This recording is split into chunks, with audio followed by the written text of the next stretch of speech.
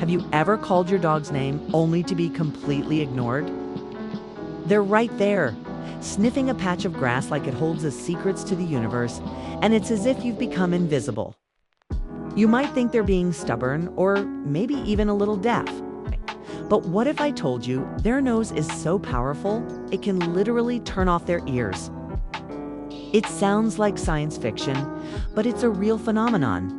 And today, we're diving deep into the incredible world of a dog's sense of smell. To understand this, we first need to appreciate just how different a dog's world is from ours. We humans are primarily visual creatures.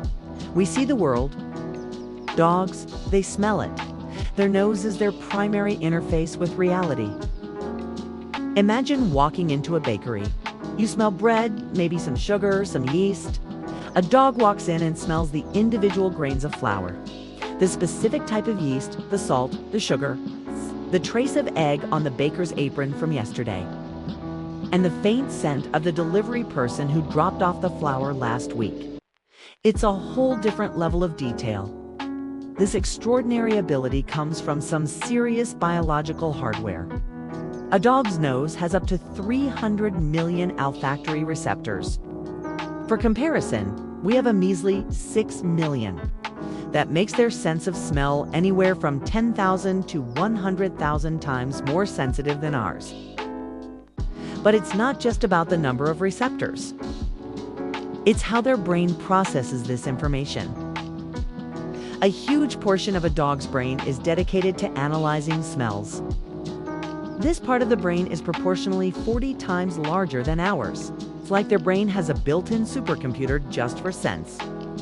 They also breathe differently.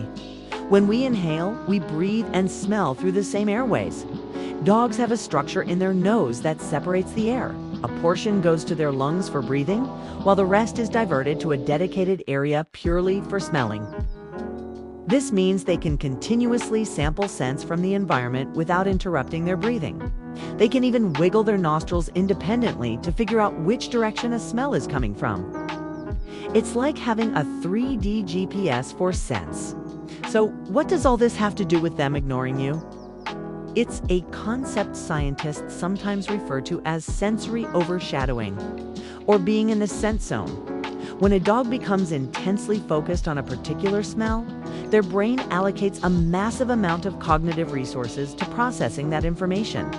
The scent of a squirrel that passed by an hour ago, the pee mail left by another dog, or the faintest whiff of a dropped French fry from across the park. These aren't just smells. They're stories, packed with data. As the dog's brain becomes consumed by this olfactory investigation, it starts to filter out other, less critical sensory inputs. It's a matter of priority. The auditory information, like your voice calling their name, gets deprioritized. It's not that they can't hear you. The sound waves are still hitting their eardrums. But their brain is so busy decoding the scent puzzle that it effectively says, "Sorry, all circuits are busy right now. Please try your call again later." Their focus is so complete, so absolute, that other senses are momentarily pushed to the background. Think of it like when you're deeply engrossed in a thrilling movie or a video game. Someone might call your name from another room and you genuinely don't register it until they say it a third or fourth time. Your brain has filtered it out as background noise. For a dog, an interesting smell is more captivating than the most action-packed blockbuster. This isn't a conscious choice or an act of disobedience. It's a primal, instinctual state. For their ancestors, this ability was a matter of survival. Being able to focus intently on the scent of prey or a potential predator meant the difference between eating and starving, or between life and death. That ancient software is still running in our modern-day companions. When your golden retriever is meticulously sniffing a fire hydrant, they are, in that moment, channeling their inner wolf, tracking and gathering information with an intensity we can barely comprehend. Let's look at the psychology behind it. Smelling isn't just a sense for dogs. It's a fundamental need. It's how they learn about their environment, who's been there, what their emotional state was. And even if they were healthy, it's their version of reading the daily newspaper, checking social media, and catching up on neighborhood gossip all at once. Depriving a dog of the opportunity to sniff is like taking away our ability to see or talk to others. It leads to boredom, stress, and anxiety. This is why scent work or nose work has become such a popular and beneficial activity for dogs. It allows them to engage their most powerful natural ability, providing immense mental stimulation and satisfaction. It builds confidence and can be incredibly tiring for them in the best possible way. A 15-minute scent game can be more exhausting than a 30-minute run. So, the next time you're out on a walk and your dog suddenly stops, seemingly frozen, with their nose glued to the ground, don't get frustrated. Take a moment to appreciate what's happening. You are witnessing a master at work.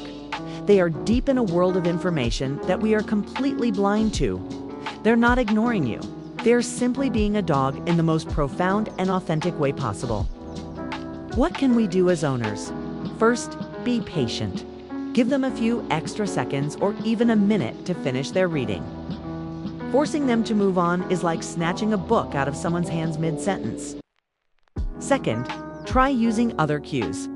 A light touch on their back or a gentle tug on the leash might be more effective at breaking their concentration than your voice alone, as it introduces a different sensory input touch that can cut through the olfactory fog. You can also work on training a really strong, high-value recall cue. This means using a special word or sound that you only use in important situations and always reward with something amazing, like a piece of chicken or their favorite toy. This makes the auditory cue more valuable and more likely to punch through their scent-induced focus. Understanding this phenomenon changes our relationship with our dogs. It replaces frustration with fascination. It builds empathy.